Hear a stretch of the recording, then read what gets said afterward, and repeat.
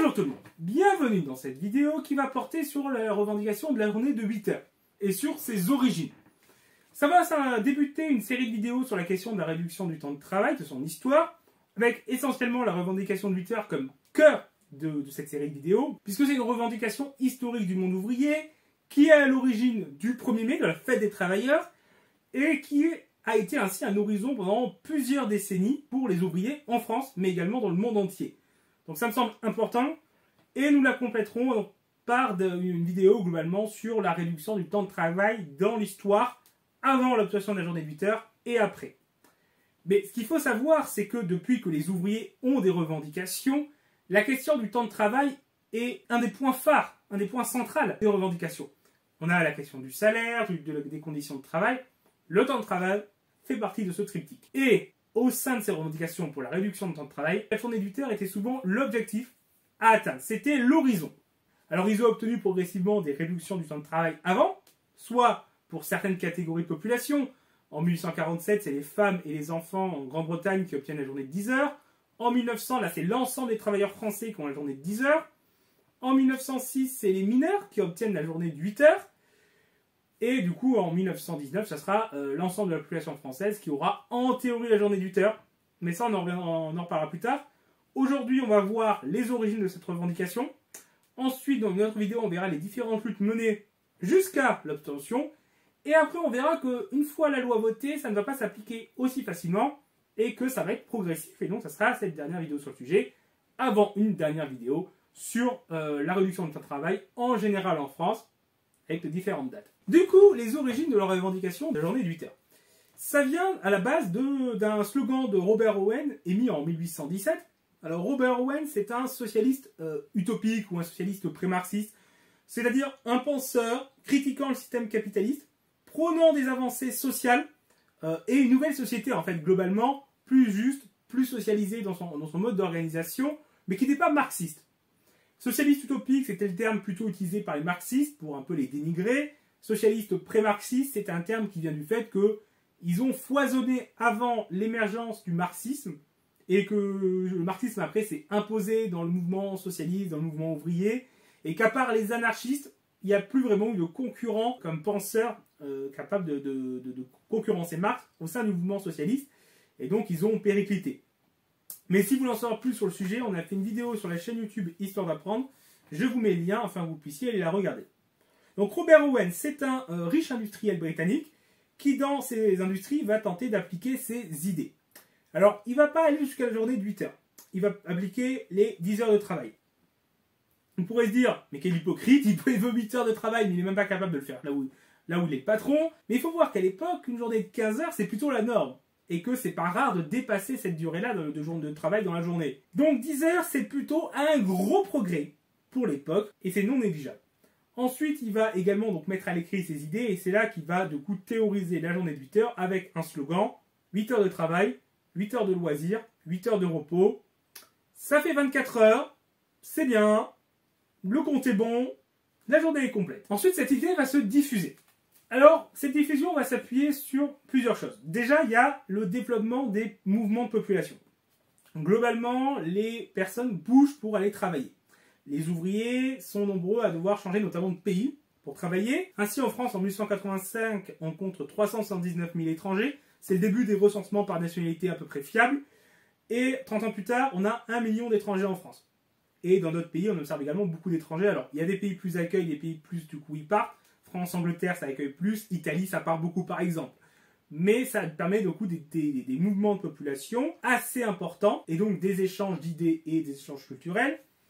Là, on a aussi les mouvements au sein des pays. Beaucoup de gens quittent, du coup, notamment en France et dans les pays industrialisés, on a l'exode rural. Les gens quittent les campagnes pour aller vers les industries, notamment vers les villes. Et en 1861, 11% des Français vivent dans un département qui n'est pas celui dans lequel ils sont nés. Et en 1881, ce chiffre sera de 15%. Là aussi, c'est des gens qui vont ailleurs rencontrer de nouvelles personnes et donc soit découvrir de nouvelles idées, soit en faire découvrir de nouvelles aux personnes qui vivent là où ils vont. Au niveau des mouvements de population, on a également la date de 1848 qui est importante. C'est la date du Printemps des peuples, qui est un grand mouvement européen de revendication, alors à la fois national, l'idée qu'un peuple a le droit d'avoir sa nationalité, son pays. Donc ça, c'est notamment le cas dans les grands empires multiethniques, notamment du coup dans l'empire autrichien. Mais on a également des revendications démocratiques et des revendications sociales des ouvriers qui revendiquent des améliorations de leurs conditions de travail, donc de salaire, le fait d'avoir le droit au travail, pour là où il y a du chômage, de réduire le temps de travail, etc. Et donc ces mouvements ont lieu dans plusieurs pays d'Europe. En France, on a le renversement de Louis-Philippe, mais qui s'accompagne également, durant la Seconde République, dès les débuts, de mouvements ouvriers, notamment les journées de juin, qui revendiquent des mesures sociales et qui seront réprimées. De tels mouvements du Printemps des peuples se retrouvent également en Pologne, en Prusse, en Autriche, à Vienne, en Italie, etc. Donc c'est vraiment quelque chose d'international, mais qui souvent échoue. Souvent c'est réprimé, et ça conduit les meneurs souvent à devoir partir en exil. Plus du coup dans des pays qui se montrent favorables à l'accueil. L'Angleterre, Londres est un gros centre d'accueil d'exilés. On est en Belgique, en Suisse, etc. Et il s'agit là de personnes assez politisées, assez cultivées, et qui souvent connaissent les socialistes utopiques, souvent du coup connaissent Robert Owen, et donc la journée de 8 heures, et ça va contribuer du coup à diffuser cette idée à travers l'Europe. Ensuite, en plus des mouvements de population, il y a un aspect qui joue, c'est l'augmentation de la taille des lieux de travail. On passe de plus en plus de la toute petite fabrique où on a 2, 3, 4, peut-être 10 personnes qui travaillent, à des grandes usines où on a plusieurs dizaines, plusieurs centaines de personnes qui travaillent, et on pourra même aller à des usines de plusieurs milliers de personnes. Alors en France, ce processus est lent, progressif, et la petite entreprise reste quand même très nombreuse. Il y a beaucoup de toutes petites entreprises en France, et les grandes usines restent rares. Mais leur nombre augmente, leur taille augmente. C'est quand même quelque chose qui s'observe, et ça aide aussi à la diffusion des idées. Déjà parce qu'il suffit qu'un ouvrier arrive dans une usine de 200 personnes en connaissant les idées socialistes, et il peut les répandre dans toute l'usine, auprès des 200 personnes, là où avant, il n'avait que 10 collègues auxquels, du coup, diffuser ses idées. En plus, dans ces grandes unités de travail, on a une plus grande conscience de classe. On a l'impression d'appartenir à un groupe collectif différent de celui du patron, de manière plus importante que dans une toute petite entreprise. Et ça permet donc aussi de plus facilement d'avoir des revendications communes qui se développent. Donc cette revendication sera officialisée au sein du monde ouvrier par l'Association internationale des travailleurs, fondée en 1864, et qui va prendre cette revendication de manière officielle en 1866. Alors, l'AIT, c'est une association qui réunit des organisations ouvrières à travers le monde. Des syndicats, mais également des organisations proto-syndicales, puisque dans un certain nombre de pays, les syndicats restent illégaux. En France, jusqu'en 1884, on n'a pas le droit officiellement d'avoir de syndicats.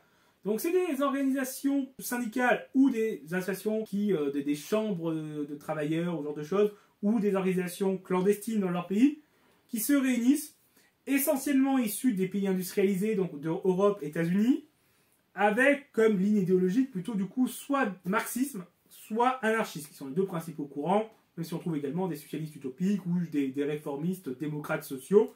Mais les deux courants qui dominent, c'est ce qui va donner les communistes autour de Karl Marx, et les anarchistes plutôt autour de Bakounine. Elle est l'héritière de proto-international qui avait existé avant, c'est-à-dire des premières tentatives du monde ouvrier de s'organiser internationalement. Ainsi, en 1848, on a eu la Ligue des communistes qui avait été créée, qui avait tenté déjà de réunir pour la première fois des mouvements ouvriers de manière internationale. Karl Marx y avait participé. C'est à cette occasion qu'il avait rédigé le manifeste du Parti communiste, qui se conclut d'ailleurs par « Prolétaires de tous les pays, unissez-vous », ce qui montrait bien quand même cette volonté d'union internationale des travailleurs, qui était quelque chose d'important. Et c'est quelque chose qui, lié aux nombreux mouvements migratoires, est important au sein de la classe ouvrière, qui ne veut pas dire qu'il n'y a pas de patriotisme, de nationalisme, etc., au sein des ouvriers. Mais l'internationalisme est important. Karl Marx est également important au sein de l'Association internationale des travailleurs. Il participe du coup à la rédaction des statuts en 1866, statuts qui, du coup, prévoient la revendication de la journée de 8 heures. Donc on voit que c'est quand même quelque chose de central, puisque c'est dans les statuts même de l'organisation. Bon, cette AIT va prendre fin en 1876, notamment du fait de des tensions et des divisions entre les marxistes et les anarchistes. Et en France, déjà, dès 1871, c'était compliqué, puisqu'il y a eu donc la Commune de Paris qui est violemment réprimée, et globalement, tout ce qui va être les cadres du mouvement ouvrier, qu'ils soient socialistes, marxistes, anarchistes, etc., beaucoup sont morts, en prison, en exil, déportés. Donc le mouvement ouvrier français est décapité, et donc l'AIT en France est décapité.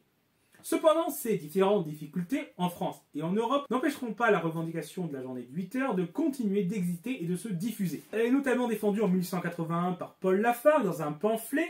Paul Lafargue est d'ailleurs le gendre de Karl Marx, donc on reste en famille, et qui publie donc cette année-là le droit à la paresse, qui met en avant l'idée qu'on peut travailler moins longtemps. Mais c'est surtout du coup en 1889 que les choses vont s'accélérer. On a la Seconde Internationale qui se fonde et qui reprend la revendication de la journée de 8 heures, qui était phare du coup dans la première, comme revendication phare de son côté, qui va la défendre au niveau international en prenant du coup l'organisation d'une journée internationale pour revendiquer la journée de 8 heures, donc ce sera le 1er mai. Donc ça, j'en parle dans une vidéo dédiée sur les origines du 1er mai, donc je vous invite à aller le regarder, je vous mettrai le lien. Et on a donc la diffusion de cette idée au sein des organisations syndicales qui se structurent. En France, depuis 1884, on peut se syndiquer. En 1895, on a la fondation de la CGT. Là, pareil, j'ai fait une vidéo sur le développement du mouvement syndical français et la fondation de la CGT, donc je vous invite à aller la voir pour en savoir plus. Sur le plan politique, avec les différents partis socialistes affiliés à la Seconde Internationale qui reprennent cette revendication et la diffusent. Et cette lutte va ainsi devenir de plus en plus importante en France avec ses deux piliers, politique et syndical. Mais ça, nous en parlerons dans la prochaine vidéo. Et nous pouvons désormais passer aux arguments qui permettaient du coup de défendre l'idée de cette journée de 8 heures. Et du coup, quels étaient les arguments en faveur de la journée de 8 heures? Déjà, il y a le fait qu'une journée trop longue, ça surmène l'organisme et ça favorise les maladies. Les ouvriers à l'époque étaient sujets à de nombreux problèmes de santé, l'espérance de vie était faible, parfois inférieure à 40 ans dans certaines professions avant les premières réductions du temps de travail. Et même avec ces premières lois, l'espérance de vie des ouvriers restait faible, avec à la fois donc les problèmes musculaires, d'articulation, mais également tous les problèmes respiratoires dans de nombreux métiers, les mines, mais également les filatures, les meuniers, etc. Il y a également tout ce qui est accident de travail. Les ouvriers sont alors la classe sociale ayant le taux de mortalité le plus élevé au travail, et avec parfois des accidents très meurtriers, par exemple la catastrophe de Courrières le 10 mars 1906 qui fera 1099 morts. Et là, c'est certes l'exemple le plus dramatique, mais les accidents sont quelque chose de très régulier au sein du monde ouvrier. Et donc, en réduisant le temps de travail, on expose le travailleur moins longtemps à ces risques, à la dégradation du coût physique causé par certaines activités. La répétitivité des gestes fait moins de dégâts sur une journée de 8 heures que sur une journée de 12 heures, etc. Donc, d'un point de vue de la santé, c'est quelque chose d'important. Donc d'un point de vue sanitaire, la réduction de temps de travail apporte des améliorations importantes et il faut rappeler qu'encore aujourd'hui, les ouvriers ont une espérance de vie plus courte, en faisant d'ailleurs les premières victimes de la réforme des retraites de Macron. Au sein du coup des organisations ouvrières, on disait aussi que la réduction de temps de travail allait permettre d'améliorer les salaires. Cela peut sembler contre-intuitif, car en effet, on pourrait se dire que si on travaillait moins, ça va forcément entraîner une baisse de salaire. Mais au cours de l'histoire, le temps de travail s'est réduit et les salaires de leur côté, eux, ont progressé. En parallèle, en partie grâce aux gains de productivité liés aux innovations technologiques, mais également parce qu'on observe que lorsque le temps de travail se réduit, la productivité horaire des ouvriers augmente. Il y a également tout ce qui est réduction du chômage. En effet, en baissant le temps de travail, on partage le travail et on réduit le chômage. Et ça a été le cas globalement avec les différentes mesures de réduction de temps de travail, y compris les 35 heures régulièrement décriées. Mais on a un rapport en juillet 2016 de l'Inspection générale des affaires sociales qui estime que les lois Aubry ont permis la création de 350 000 emplois et recommandé de réduire une nouvelle fois le temps de travail, ce qui était une perspective prioritaire pour créer des emplois, notamment du fait que on n'est plus dans une société de croissance infinie. La croissance à un moment va s'arrêter parce que le monde est fini et que même sans vouloir une décroissance, on ne peut pas produire indéfiniment plus. À un moment donné, ça va s'arrêter.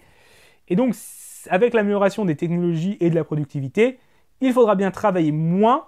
En tout cas, il y aura besoin de moins de travail au total pour faire fonctionner la société. Donc soit il y aura plus de gens au chômage, soit il faudra que tout le monde travaille moins. Et à l'époque, le chômage existait. Alors, il est difficile de le mesurer comme aujourd'hui. Il n'y a pas d'institution gérant l'ensemble des chômeurs. Donc, il n'y a pas de statistiques fiables. On estime qu'entre 1896 et 1900, on avait à peu près 10% de chômage. Entre 1900 et 1913, à peu près 5%. Donc, ça varie, c'est pas fiable, mais le chômage était quand même une donnée existante pour une partie quand même non négligeable de la classe ouvrière. Et comme à l'époque, ils n'étaient pas secourus et qu'avec les bas salaires qu'ils touchaient, même quand ils travaillaient, ils avaient rarement les moyens de mettre de côté en prévision du chômage. Et donc, la situation de ces chômeurs était dramatique, ce qui en faisait une question quand même primordiale. Il y avait également l'idée que réduire le temps de travail, c'était donner plus de temps pour se cultiver. Un outil nécessaire pour l'émancipation contre un travail répétitif qui abrutit. Par exemple, il y a une citation de l'époque qui dit « Un moindre labeur élève notre dignité, nous rend plus conscients, plus forts et par conséquent, plus aptes à défendre nos intérêts sociaux et préparer l'émancipation intégrale. » C'est également du temps pour se former et pour globalement en fait améliorer la culture et l'éducation de l'ensemble des travailleurs, ce qui est quand même plutôt un gain à la fois pour le salarié lui-même, mais également pour l'ensemble de la société. C'est mieux lorsque la population est plus cultivée. C'est également un gain pour les familles des travailleurs qui peuvent du coup profiter d'avoir souvent le père, qui est donc celui qui travaille, mais également les enfants masculins. En tout cas, d'avoir que la famille en général, parce qu'on avait aussi pas mal de femmes qui travaillaient à l'époque, d'avoir tous plus de temps à passer ensemble, et donc une vie de famille plus épanouie, plus développée, et des enfants qui peuvent profiter de leurs parents. Et ces enfants, du coup, peuvent être mieux éduqués, et comme ces enfants, c'est l'avenir du pays, là aussi, c'est quelque chose qui va profiter à l'ensemble de la société. Donc on le voit, la réduction du temps de travail, c'est une mesure qui, à l'époque, était une nécessité sociale, à différentes échelles, et probablement que c'est encore le cas aujourd'hui.